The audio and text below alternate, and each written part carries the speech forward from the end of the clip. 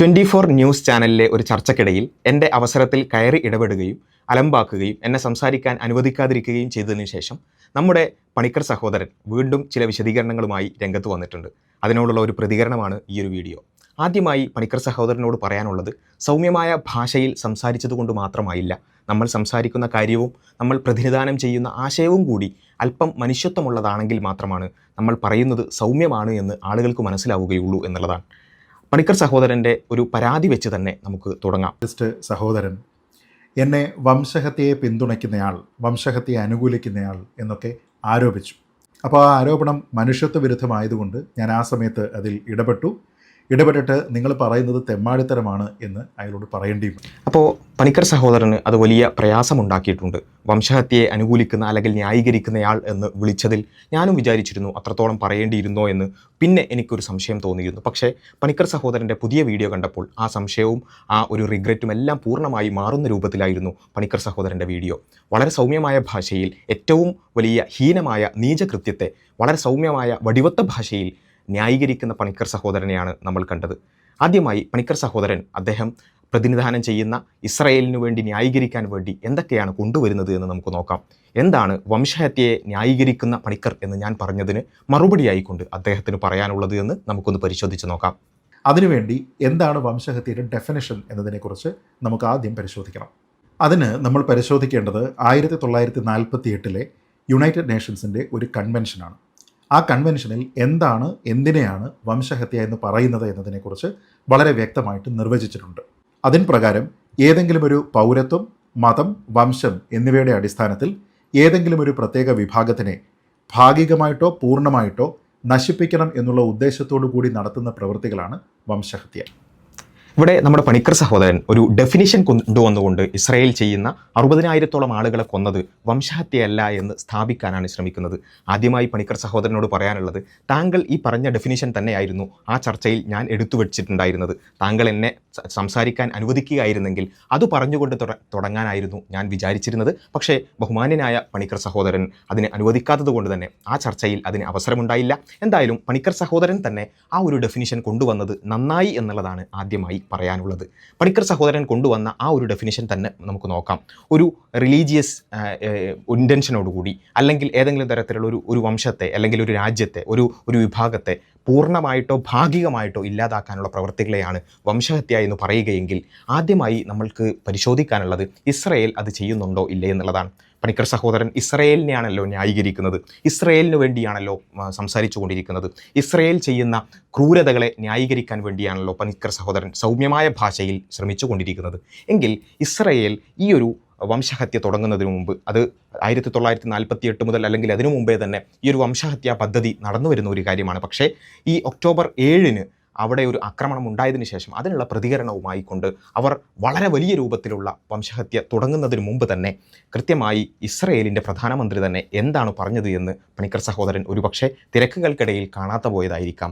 എന്താണ് ഇസ്രായേലിൻ്റെ പ്രധാനമന്ത്രി ആ ഒരു കാര്യത്തിനെ വിശദീകരിച്ചുകൊണ്ട് എങ്ങനെയാണ് തങ്ങൾ എന്താണ് ചെയ്യാൻ പോകുന്നത് എന്നാണ് വിശദീകരിച്ചത് എന്ന് പണിക്കർ സഹോദരൻ കേൾക്കുക.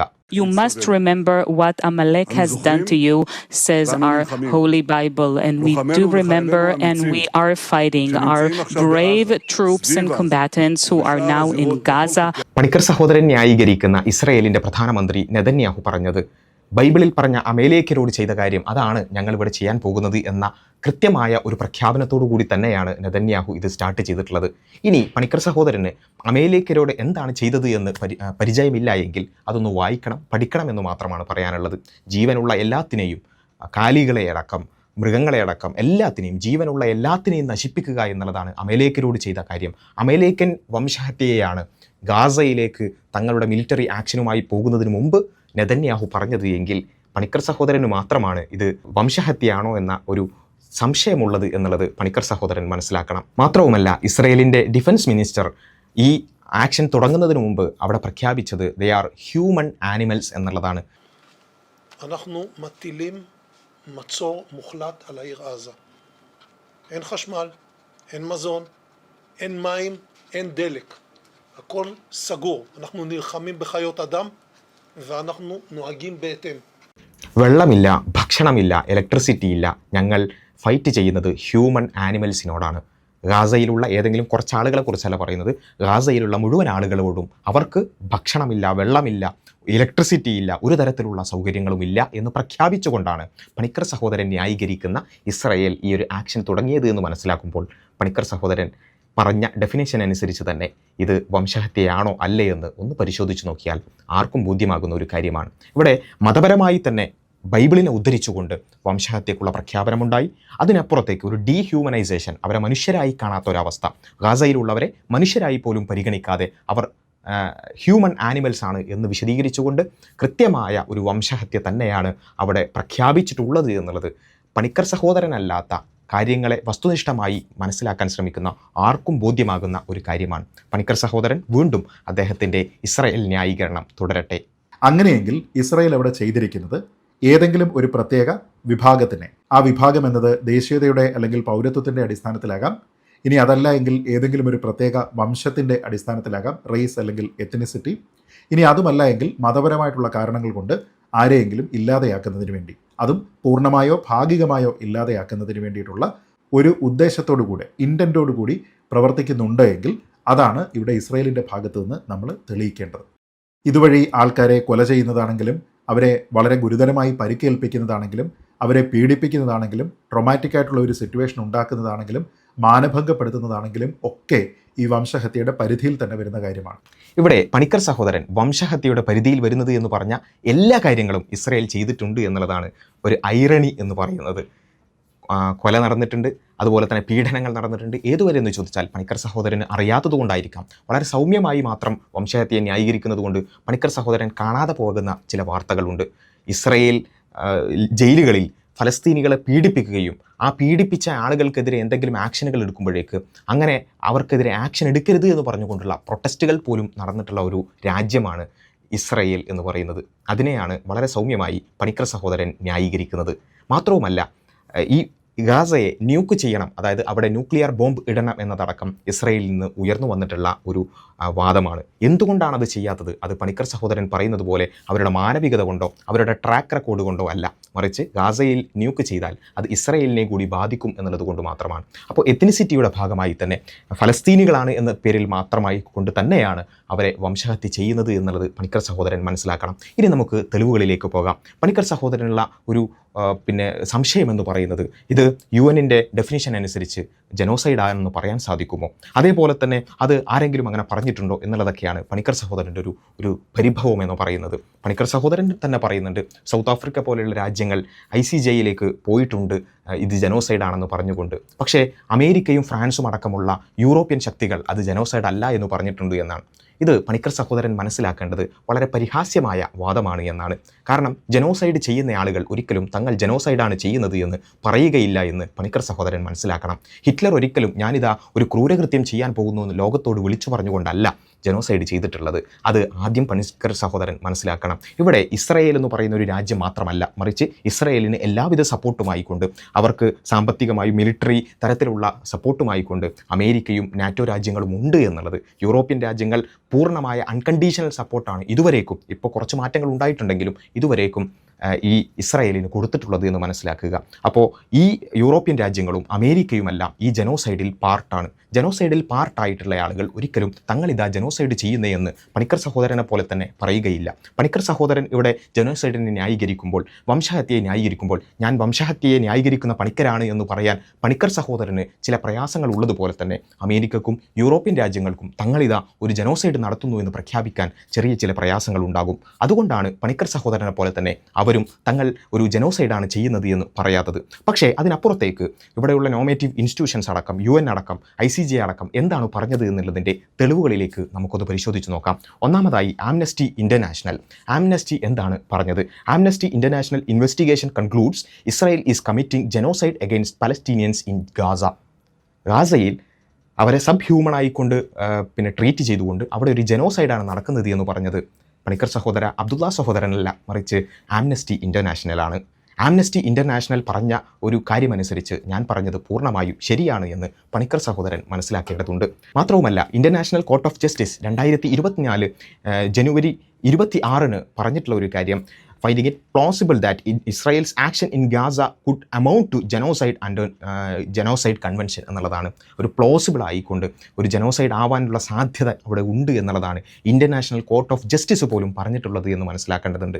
അതുകൊണ്ട് തന്നെ എത്രയും പെട്ടെന്ന് റഫേലേക്ക് അടക്കമുള്ള മിലിറ്ററി ആക്ഷൻസ് നിർത്തിവെക്കണമെന്നതും അവിടെ ഒരു പ്ലോസിബിളി ഒരു ജനോസൈഡാണ് നടക്കുന്നത് എന്നുള്ളതും ആണ് ഇന്റർനാഷണൽ കോർട്ട് ഓഫ് ജസ്റ്റിസ് പറഞ്ഞിട്ടുള്ളത്. ഇന്റർനാഷണൽ ക്രിമിനൽ കോർട്ടും ഇതേ രൂപത്തിൽ തന്നെ ഇത്തരത്തിലുള്ള ഒരു ജനോസൈഡിലേക്ക് പോകുന്ന രൂപത്തിലുള്ള ഒരു ആക്ഷനാണ് അവിടെ നടക്കുന്നത് എന്നുള്ളത് പറഞ്ഞിട്ടുണ്ട് എന്നുള്ളത് പണിക്കർ സഹോദരൻ മനസ്സിലാക്കേണ്ടതുണ്ട്. അതുപോലെ തന്നെ ഇനി ഹ്യൂമൻ റൈറ്റ്സ് വാച്ച് 2024 ഡിസംബറിൽ പറഞ്ഞിട്ടുള്ള ഒരു കാര്യം, Israel deliberately depriving Palestinians in Gaza of water, അതുകൊണ്ട് തന്നെ ഒരു ജനോസൈഡാണ് എന്നുള്ളത് ഹ്യൂമൻ റൈറ്റ്സ് വാച്ചും പറഞ്ഞിട്ടുണ്ട്. അതുകൊണ്ട് പണിക്കർ സഹോദരൻ മനസ്സിലാക്കുക, ജനോസൈഡാണ് എന്ന് എൻ്റെ വാദമല്ല, മറിച്ച് ഒരുപാട് ഇൻ്റർനാഷണൽ ഓർഗനൈസേഷൻ പറഞ്ഞിട്ടുള്ള ഒരു കാര്യമാണ്. മാത്രവുമല്ല ഡോക്ടേഴ്സ് വിത്തൗട്ട് ബോർഡേഴ്സ്, ആംനസ്റ്റി മാത്രമല്ല, അതുപോലെ തന്നെ ഹ്യൂമൻ റൈറ്റ്സ് വാച്ച് മാത്രമല്ല, ഡോക്ടേഴ്സ് വിത്തൗട്ട് ബോർഡേഴ്സ് അടക്കം ഇവിടെ നടന്നുകൊണ്ടിരിക്കുന്നത് കൺസിസ്റ്റൻറ്റ് വിത്ത് ജനോസൈഡ്. ഗാസയിൽ നടക്കുന്ന ഇസ്രായേലിൻ്റെ ആക്ഷൻ എന്ന് പറയുന്നത് ജനോസൈഡിനോട് കൺസിസ്റ്റൻ്റ് ആയിട്ടുള്ള കാര്യങ്ങളാണ് എന്ന് ഡോക്ടേഴ്സ് വിത്തൗട്ട് ബോർഡേഴ്സ്, അതായത് ഇൻ്റർനാഷണലി തന്നെ യുദ്ധങ്ങളിലും അതുപോലെ തന്നെ അങ്ങനെ പ്രയാസപ്പെടുന്ന ആളുകളെ സഹായിക്കാൻ പോകുന്ന ഡോക്ടേഴ്സിൻ്റെ സംഘടനയടക്കം പറഞ്ഞതായിട്ട് മനസ്സിലാക്കണം എന്നുള്ളതാണ് പണിക്കർ സഹോദരനോട് പറയാനുള്ളത്. ഇനി യുണൈറ്റഡ് നേഷൻസിൻ്റെ ഡെഫിനിഷനാണല്ലോ കൊണ്ടുവന്നിട്ടുള്ളത്. United nations special committee to investigate Israeli practices conclude ചെയ്തിട്ടുള്ള ഒരു കാര്യം, അവിടെ ഒരു മാസ് കാഷ്വാലിറ്റി ഉണ്ട് എന്നുള്ളതും ക്യാരക്ടറിസ്റ്റിക്സ് ഓഫ് ജനോസൈഡ് അവിടെ നമുക്ക് കാണാൻ സാധിക്കുന്നുണ്ട്. വംശഹത്യയുടെ ക്യാരക്ടറിസ്റ്റിക്സ് ഉണ്ട് എന്നുള്ളതാണ് UN സ്പെഷ്യൽ കമ്മിറ്റി പോലും പറഞ്ഞിട്ടുള്ളത് എന്ന് പണിക്കർ സഹോദരൻ മനസ്സിലാക്കുക. ഇത് ഞാൻ 5ഓളം തെളിവുകൾ ഇവിടെ പറഞ്ഞു കഴിഞ്ഞു. ഇനി പണിക്കർ സഹോദരൻ എത്രയാണോ ആവശ്യം അത്രത്തോളം ഇൻ്റർനാഷണൽ ഓർഗനൈസേഷൻസ് ഇത് ജനോസൈഡാണ് എന്നും ജനോസൈഡിനോട് താരതമ്യപ്പെടുത്താൻ പറ്റുന്ന കാര്യങ്ങളാണ് എന്നും പറഞ്ഞതിനുള്ള തെളിവുകൾ ഇനിയും പണിക്കർ സഹോദരന് വേണമെങ്കിൽ ഇതെല്ലാം പറയാവുന്നതാണ്. ഇതൊക്കെ ഞാൻ ചാനൽ ചർച്ചയിൽ പറയാൻ ഉദ്ദേശിച്ച കാര്യങ്ങളായിരുന്നു. പക്ഷേ പണിക്കർ സഹോദരൻ പറയാൻ സമ്മതിക്കാത്തതുകൊണ്ട്, ഒച്ചപ്പാടാക്കിയതുകൊണ്ട്, ബഹളമാക്കിയതുകൊണ്ട് പറയാൻ സാധിക്കാതെ വന്നതാണ്. ഏതായാലും ഇങ്ങനെ ഒരു അവസരം ഉണ്ടാക്കി തന്നത് പണിക്കർ സഹോദരന് എല്ലാവിധ നന്ദിയും അറിയിക്കുകയാണ്. യൂറോപ്യൻ യൂണിയനും വിവിധ രാജ്യങ്ങളും ടെററിസ്റ്റ് ഓർഗനൈസേഷൻ എന്ന് ഡെസിഗ്നേറ്റ് ചെയ്തിരിക്കുന്ന ഒരു സംഘടന, ആ രാജ്യത്തെ ജനങ്ങളെ പ്രതിനിധീകരിക്കാൻ യാതൊരു വിധത്തിലുള്ള നിയമപരമായ അവകാശവും ഇല്ലാത്ത ഒരു സംഘടന, കംപ്ലീറ്റ്ലി ഒരു നോൺ സ്റ്റേറ്റ് ആക്ടറായിട്ടുള്ള ഹമാസ് എന്ന തീവ്രവാദ സംഘടന, ഇസ്രായേൽ എന്ന് പറയുന്ന സോവറിൻ സ്റ്റേറ്റിനെതിരെ നടത്തിയിരിക്കുന്ന ആക്രമണവും അതിനുള്ള പ്രത്യാക്രമണവുമാണ് അവിടുത്തെ വിഷയം. അതാണ് അവിടുത്തെ യുദ്ധം. അതുകൊണ്ട് തന്നെ ഒരു യുദ്ധമാണ് നടക്കുന്നത് എങ്കിൽ അത് വംശഹത്യയ്ക്ക് കാരണമല്ല എന്നുള്ളതാണ് ഏറ്റവും പ്രധാനം. കാരണം യുദ്ധത്തിൽ നമ്മൾ ഏതെങ്കിലും ഒരു പ്രത്യേക വംശത്തെ തെരഞ്ഞുപിടിച്ച് ഉന്മൂലനം ചെയ്യാനല്ല ശ്രമിക്കുന്നത്. അതിന് അതിൻ്റേതായിട്ടുള്ള വംശഹത്യാ പദ്ധതികളാണ് ഉണ്ടാകേണ്ടത്.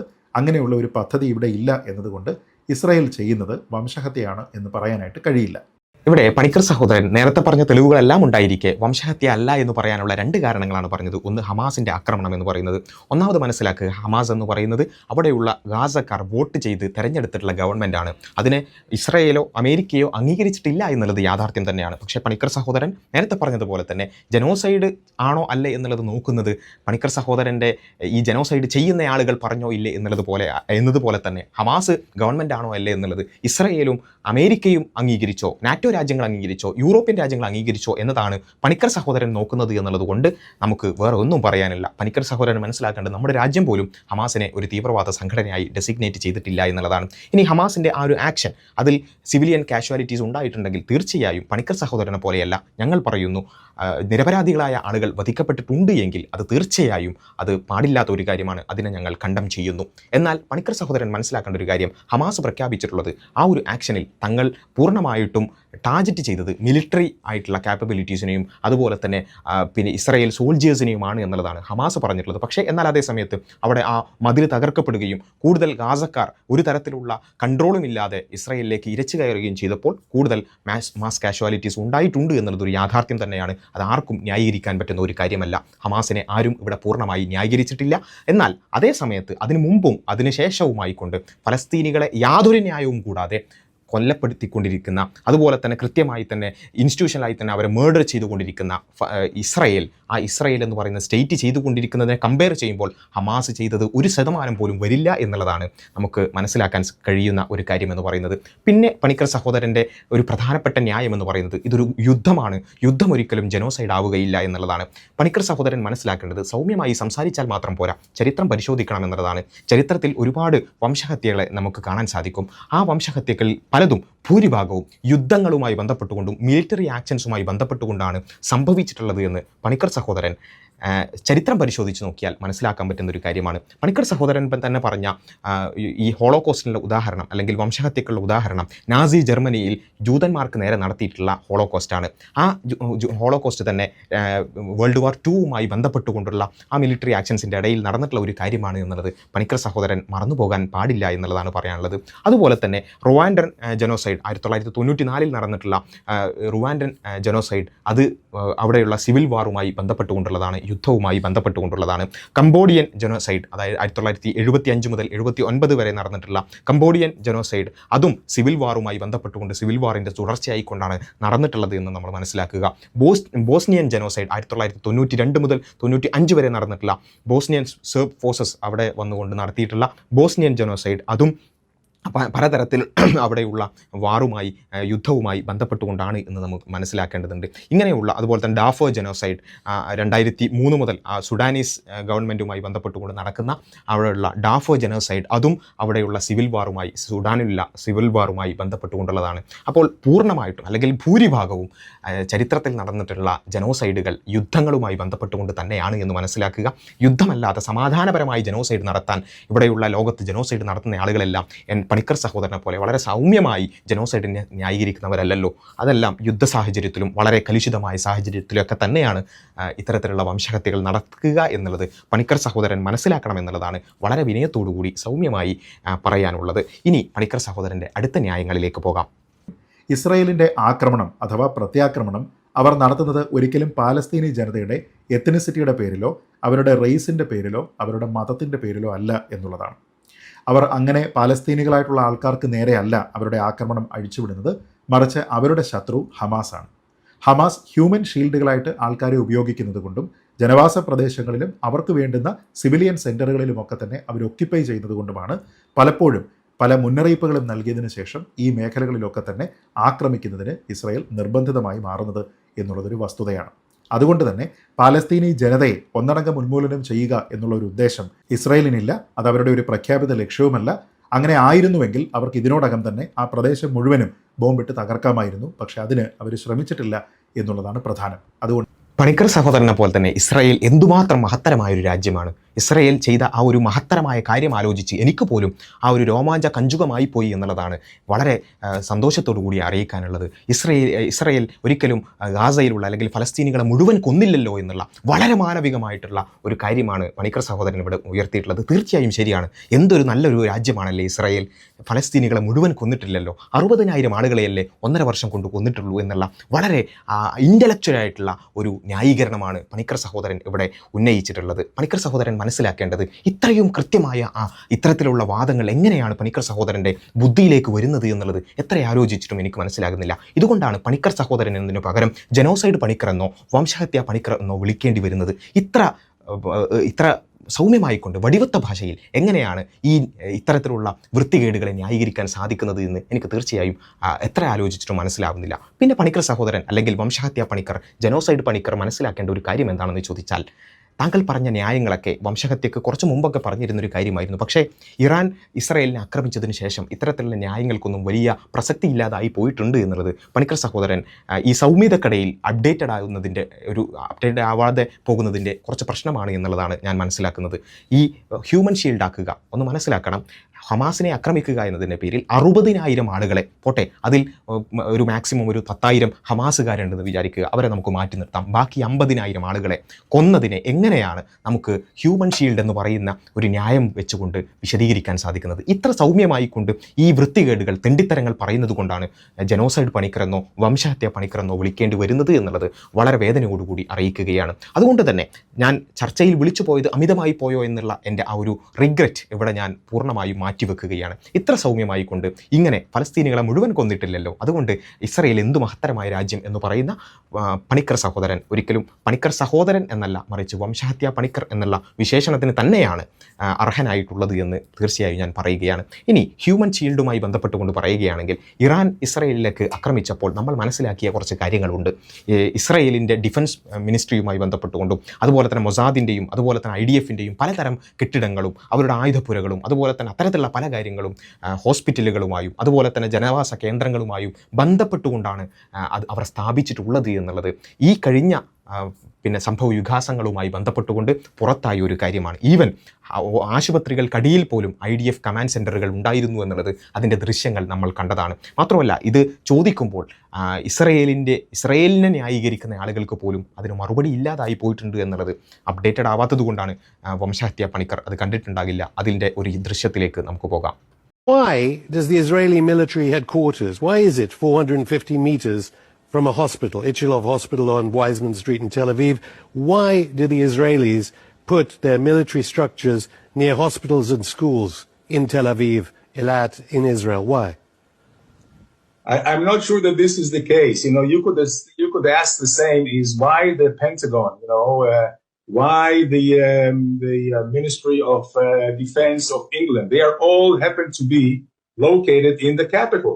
And wait, the Pentagon is not 450 meters from one of Washington's biggest shopping malls. Why did the Israelis place their facilities near hospitals and schools? There is no deliberate, putting them near schools or anything like that. നമ്മുടെ വംശഹത്യാ പണിക്കരെ പോലെ തന്നെ അദ്ദേഹവും ഉരുളുകയാണ്. ഇവിടെ നമ്മൾ മനസ്സിലാക്കേണ്ട ഒരു കാര്യം, എല്ലാ രാജ്യങ്ങളിലും അവരുടെ മിലിറ്ററി കാപ്പബിലിറ്റീസ് എന്ന് പറയുന്നത് പരമാവധി സേഫ് ആക്കി വെക്കുവാനും അത് അണ്ടർഗ്രൗണ്ട് ആക്കി വെക്കുവാനും ഒക്കെ പല ആളുകളും പല രൂപത്തിലുള്ള പരിശ്രമങ്ങൾ നടത്തുമെന്നുള്ളതാണ് മനസ്സിലാക്കേണ്ടത്. ഇസ്രയേൽ അവരുടെ മിലിറ്ററി എസ്റ്റാബ്ലിഷ്മെൻറ്റുകളും അതുപോലെ തന്നെ IDFിൻ്റെ കമാൻഡ് സെൻറ്ററുകളും ഹോസ്പിറ്റലുകൾക്കടിയിലും അതുപോലെ തന്നെ ഹോസ്പിറ്റലുകൾക്ക് 400 മീറ്റർ പോലും അടുത്തായിട്ടുമൊക്കെ അത് സ്ഥാപിക്കുന്നു എന്നുള്ളതൊരു യാഥാർത്ഥ്യമാണ്. അല്ലാതെ ഞങ്ങളിതാ ഇവിടെ ഒരു മിലിറ്ററി സ്ഥാപനം സ്ഥാപിച്ചിട്ടുണ്ട്, നിങ്ങൾ ആക്രമിച്ചോളൂ എന്ന് പറഞ്ഞുകൊണ്ട് ആരും അത് ചെയ്യില്ല. എല്ലാവരും പരമാവധി സേഫ് ആക്കാൻ തന്നെയാണ് ശ്രമിക്കുക. അണ്ടർഗ്രൗണ്ട് ആയിക്കൊണ്ട് ഇപ്പോൾ ഇറാനിൻ്റെ ന്യൂക്ലിയർ ഫെസിലിറ്റിയെക്കുറിച്ച് നമ്മൾ കണ്ടു. ഇങ്ങനെ അണ്ടർഗ്രൗണ്ട് ആയിക്കൊണ്ട് തന്നെയാണ് ഇങ്ങനെ എല്ലാ രാജ്യങ്ങളും അത് ചെയ്യുക. ഗാസ പോലെയുള്ള വളരെ ജനനിബിഡമായിട്ടുള്ള സ്ഥലങ്ങളിൽ അവിടെയുള്ള ഫ്രീഡം ഫൈറ്റേഴ്സ് ആയിട്ടുള്ള ആളുകൾ, അവിടെയുള്ള പോരാട്ട സംഘങ്ങൾ അവർ ടണലുകൾ ഉപയോഗിക്കുന്നു എന്നുള്ളത് വലിയ പ്രശ്നമായി പറയുന്ന ആളുകൾ അവർ മനസ്സിലാക്കേണ്ടത്, തങ്ങളിതാ ഞാനിവിടെ നിൽക്കുന്നു, നിങ്ങൾ വന്ന് കൊന്നോളൂ എന്ന് പറയുകയാണെങ്കിൽ അതിനെ ഫൈറ്റിംഗ് എന്ന് പറയുമോ, അതിനെ യുദ്ധം എന്ന് പറയുമോ? അത് തന്നെ ഇത്രയും എസ്റ്റാബ്ലിഷ്ഡ് ആയിട്ടുള്ള വംശഹത്യക്ക് വേണ്ടിയുള്ള എല്ലാ പദ്ധതികളുമുള്ള ഇസ്രയേൽ എന്ന് പറയുന്ന രാജ്യത്തോട് ഏറ്റുമുട്ടാൻ അത്തരത്തിലുള്ള ചില രൂപങ്ങൾ അവർ സ്വീകരിക്കുക എന്നുള്ളത് ഏത് രാജ്യവും സ്വീകരിക്കുന്നതാണ്. ഗാസ പോലെയുള്ള ഒരു ചെറിയ പ്രദേശത്ത് അത്തരത്തിലുള്ള കാര്യങ്ങൾ സ്വാഭാവികമാണ് എന്നുള്ളത് മനസ്സിലാക്കണമെന്നുള്ളതാണ് വംശഹത്യ പണിക്കരോട് പ്രത്യേകമായി പറയാനുള്ളത്. ഇനി വംശഹത്യ പണിക്കർ വംശഹത്യയെ ന്യായീകരിക്കാൻ വേണ്ടി മറ്റ് ചില ന്യായങ്ങൾ കൂടി, ഇസ്രായേൽ ചെയ്യുന്ന വംശഹത്യയെ ന്യായീകരിക്കാൻ വേണ്ടി മറ്റ് ചില കാര്യങ്ങൾ കൂടി പറയുന്നുണ്ട്. അതിലേക്ക് നമുക്ക് പോകാം. ഇനി മൂന്നാമത്തെ കാര്യം അബ്ദുള്ള സഹോദരൻ മനസ്സിലാക്കേണ്ടത്, പാലസ്തീനി ജനതയ്ക്ക് ഭക്ഷ്യവസ്തുക്കൾ ഉൾപ്പെടെയുള്ള എയ്ഡ് അവിടെ ലഭ്യമാക്കുന്നത് പ്രാഥമികമായിട്ടും ഇസ്രായേൽ തന്നെയാണ്. നിങ്ങൾ അവിടെയുള്ള ആൾക്കാരുടെ ആരോഗ്യ പരിപാലനത്തിനോ അവർക്ക് ഭക്ഷണം എത്തിക്കുന്നതിനോ വേണ്ടിയിട്ടൊന്നും തന്നെ ശ്രമിക്കുക എന്നത് വംശഹത്യയുടെ സ്വഭാവത്തിലുള്ളതല്ല എന്നുള്ളത് ഈ സഹോദരൻ മനസ്സിലാക്കണം. വീണ്ടും എന്തൊരു സുന്ദരമായ ഇസ്രായേൽ, എന്തൊരു മാനവികത നിറഞ്ഞു തുളുമ്പുന്ന ഇസ്രായേൽ. എനിക്ക് തന്നെ ഇസ്രായേലിനെ സ്നേഹിക്കാൻ തോന്നുന്ന രൂപത്തിലുള്ള വളരെ സൗമ്യമായ ഒരു കാര്യമാണ് വംശഹത്യാ പണിക്കർ ഇവിടെ പറഞ്ഞിട്ടുള്ളത്. ഒന്ന് ആലോചിച്ച് നോക്കുക. കഴിഞ്ഞ ദിവസങ്ങളിൽ പോലും, കഴിഞ്ഞ ഏതാനും ദിവസങ്ങളായി വന്നുകൊണ്ടിരിക്കുന്ന വാർത്തകൾ നമ്മൾ കണ്ടിട്ടുണ്ടാകും. ഗാസയിലുള്ള ഭക്ഷണവും വെള്ളവും എല്ലാം പൂർണ്ണമായി തടഞ്ഞുകൊണ്ട് അവരെ പട്ടിണിക്കിട്ടുകൊണ്ട്, പട്ടിണി പ്രകാരം അവിടെ 40,000-ഓളം ആളുകൾ അടുത്ത ദിവസങ്ങളിൽ തന്നെ കൊല്ലപ്പെടുമെന്ന ഒരവസ്ഥ വരെ ഉണ്ടാക്കിയതിന് ശേഷം അവിടെയുള്ള ആളുകൾക്ക് കുറച്ച് ഭക്ഷണം കൊടുക്കുന്നു എന്ന് പറഞ്ഞുകൊണ്ട് അവരെ വിളിച്ചു വരുത്തുക. അങ്ങനെ വിളിച്ചു വരുത്തിയതിന് ശേഷം അങ്ങനെ ഒരു തുള്ളി വെള്ളത്തിനു വേണ്ടി, ഒരിറ്റ് ഭക്ഷണത്തിനു വേണ്ടി അവിടേക്ക് ക്യൂ നിന്ന ആളുകൾക്ക് നേരെ വെടിയുതിർക്കുക, അവരെ കൊല്ലപ്പെടുത്തുക. കഴിഞ്ഞ ദിവസം പോലും 29 ആളുകളെയാണ് ഭക്ഷണത്തിനു വേണ്ടി ക്യൂ നിൽക്കുന്നതിൻ്റെ പേരിൽ ഒറ്റത്തവണ മാത്രമായി കൊണ്ടുവന്നത്. കഴിഞ്ഞ ദിവസങ്ങളിൽ 100 കണക്കിന് ആളുകളെയാണ് ഭക്ഷണത്തിനു വേണ്ടി ക്യൂ നിർത്തുകയും അങ്ങനെ എരിയുന്ന പൊരിയുന്ന വയറുമായി നിൽക്കുന്ന ആളുകൾ അവർക്ക് നേരെ വെടിയുതിർത്തുകൊണ്ട് അവരെ കൊല്ലപ്പെടുത്തുകയും ചെയ്യുന്ന ആ ഒരു കാര്യത്തെക്കുറിച്ചാണ്. എന്തൊരു സുന്ദരമായ ഇസ്രായേൽ ഭക്ഷണം കൊടുക്കുന്നു. ഭക്ഷണം കൊടുക്കുക മാത്രമല്ല, ഭക്ഷണത്തിനു വേണ്ടി അവരെ വിളിച്ചു വരുത്തിക്കൊണ്ട് അവരെ വെടിവെച്ച് കൊല്ലുന്നുണ്ട് എന്നുള്ളത് കൂടി വംശഹത്യാ പണിക്കർ മനസ്സിലാക്കണം. അതിൻ്റെ ചില ദൃശ്യങ്ങളിലേക്ക് പോകാം. വംശഹത്യാ പണിക്കർ ഈ ഒരു ദൃശ്യം കാണുമ്പോൾ എത്ര സൗമ്യമായിട്ടാണ് താങ്കൾ ഈ ഒരു കാര്യത്തെ ന്യായീകരിച്ചുകൊണ്ട് ഈ ഒരു വംശഹത്യാ റെജീമിനെ, അപ്പാർത്തൈഡ് റെജീമിനെ, ജനോസൈഡ് റെജീമിനെ ന്യായീകരിക്കുന്നത് എന്ന് ഈ ദൃശ്യങ്ങൾ കാണുമ്പോഴെങ്കിലും വംശഹത്യാ പണിക്കർ സ്വന്തത്തോടൊന്ന് ചോദിക്കണമെന്ന് മാത്രമാണ് പറയാനുള്ളത്.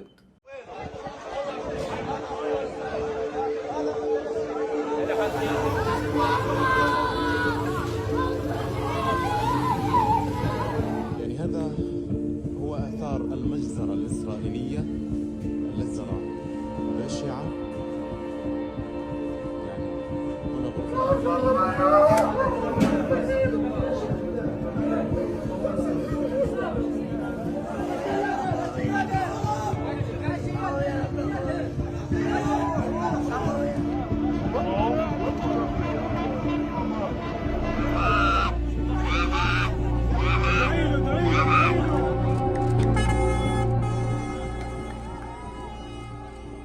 The newly created so-called aid mechanism is an abomination that humiliates and degrades desperate people.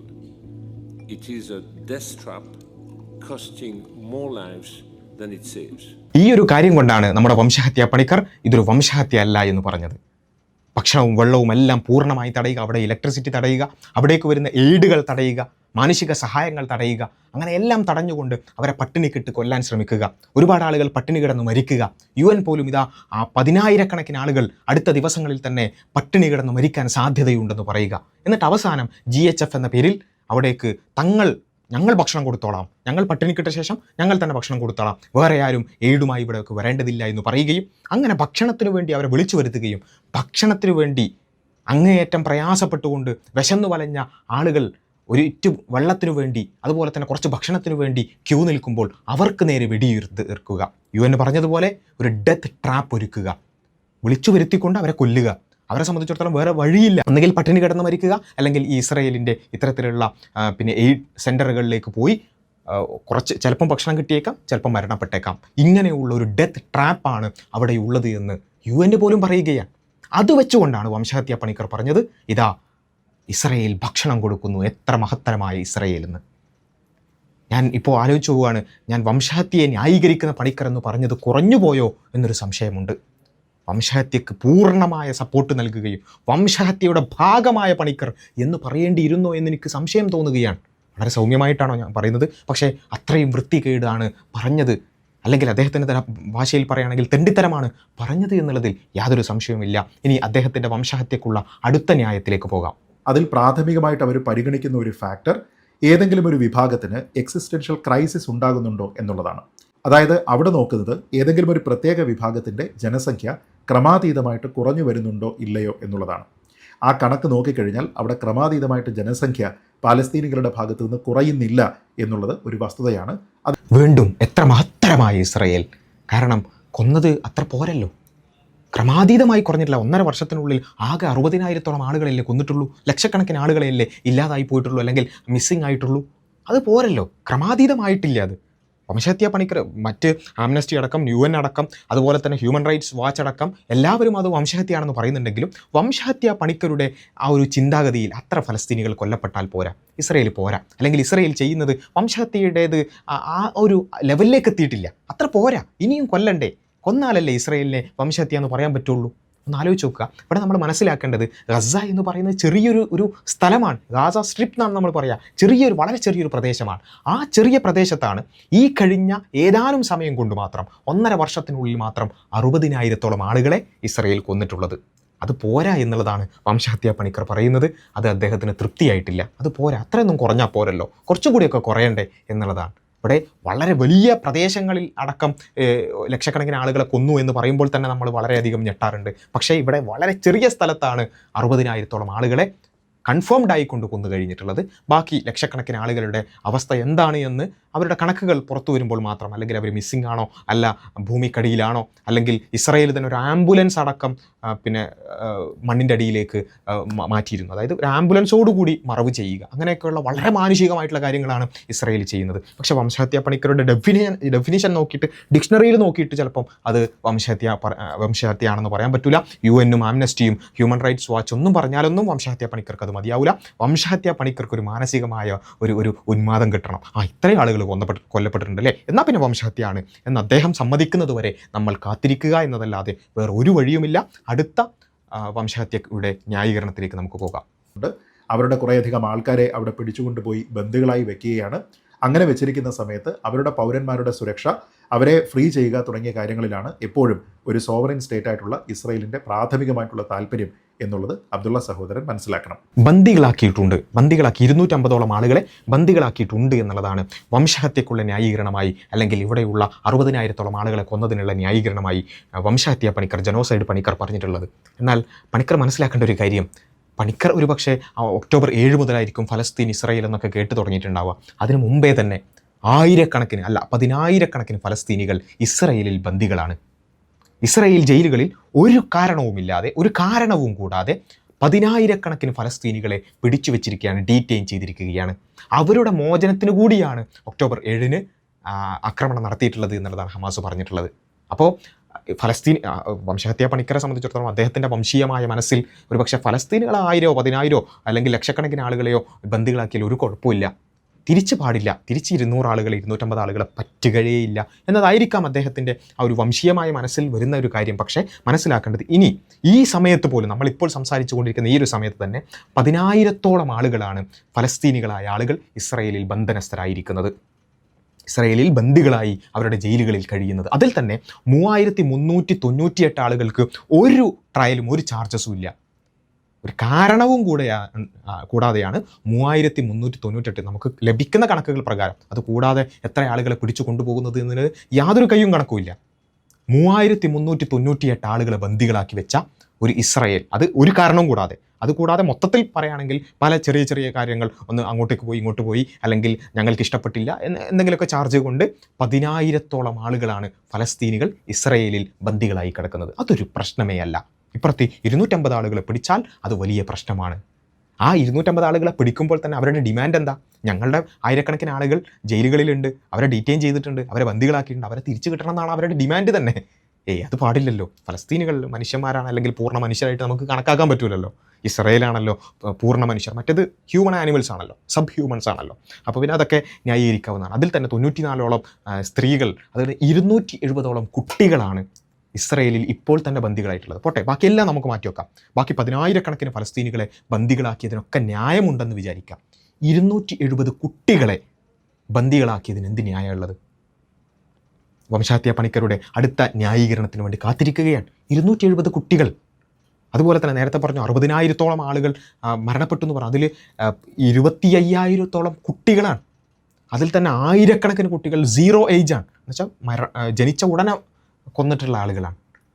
അപ്പോൾ അവർക്കൊക്കെ എന്ത് ന്യായം പറഞ്ഞാണ്? ഹ്യൂമൻ ഷീൽഡ് അല്ലേ, പറഞ്ഞ് തയമ്പിച്ചൊരു ന്യായമാണ്. എല്ലാ വംശഹത്യ ന്യായീകരണക്കാരുടെയും ഒരു ആകെയുള്ളൊരു വേർഡാണ് ഹ്യൂമൻ ഷീൽഡ്.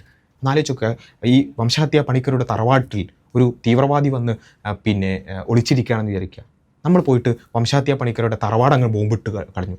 നമ്മളെന്താ പറയുന്നത്? അവിടെ തീവ്രവാദി ഒളിച്ചിരുന്നിട്ടുണ്ട്, എന്നിട്ടോ അവിടെയുള്ള ആളുകളൊക്കെ പിന്നെ എന്ത് ചെയ്യാൻ, വേറെ വഴിയില്ലല്ലോ, തീവ്രവാദിയെ കൊല്ലണമല്ലോ എന്ന് പറഞ്ഞാൽ അങ്ങനെ ഉണ്ടാവും.